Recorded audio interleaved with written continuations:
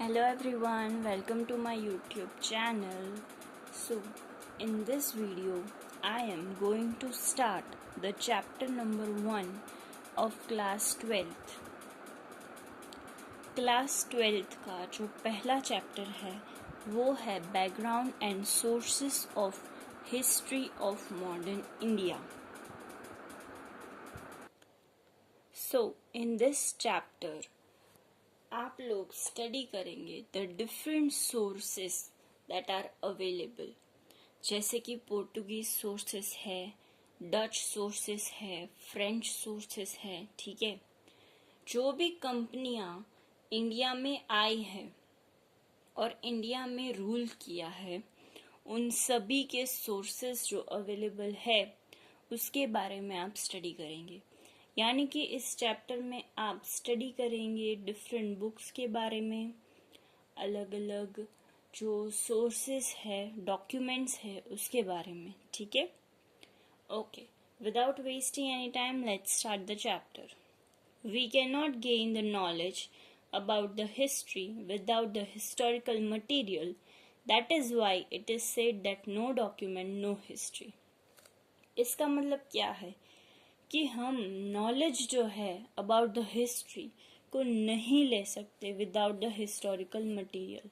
अगर कोई मटेरियल ही नहीं है तो हमें हिस्ट्री की नॉलेज कहाँ से मिलेगी. ठीक है, तो इसीलिए कहते हैं नो डॉक्यूमेंट नो हिस्ट्री. ये इम्पॉर्टेंट लाइन है, ये बहुत बार एमसीक्यू में और फिलिंग द ब्लैंक्स में आती है, तो आप इसको नोट कर लीजिए. Historical materials are of two types. Historical materials दो टाइप के होते हैं. One which is unwritten such as the archaeological materials and the other which is written such as the literature and other records which are related to written material. दो type के sources होते हैं. कितने? दो type के. एक होते हैं हमारे रिटर्न और एक होते हैं हमारे अनरिटन. ठीक है, ये सारी नोट्स भी आप साथ साथ में लिखते जाइए, क्योंकि क्लास 12th है तो आपको एमसीक्यू जो है वो अंदर से आएंगे. ठीक है, तो आपको ये सारी चीजें नोट डाउन करनी पड़ेगी. तो दो सोर्सेस है. अनरिटन मतलब आर्कियोलॉजिकल सोर्सेस और रिटर्न मतलब लिटरेचर और अदर रिकॉर्ड्स जो कि रिटर्न है. A historian studies many such documents and presents before us a truthful account of the past. एक हिस्टोरियन जो है वो ये सारी चीजें, वो ये सारे डॉक्यूमेंट्स को पढ़ता है और हमें जो सच्चाई है, जो ट्रुथ है, उसके बारे में बताता है.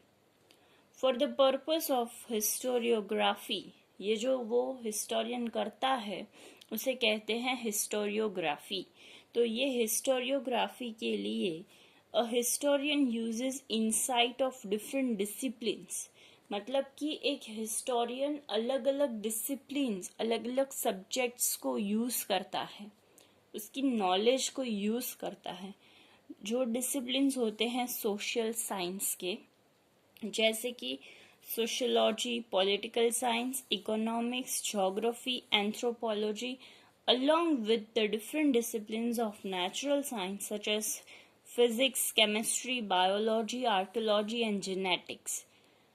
तो अब एक हिस्टोरियन सोशल साइंस और नेचुरल साइंस दोनों को कंबाइन करके स्टडी करता है.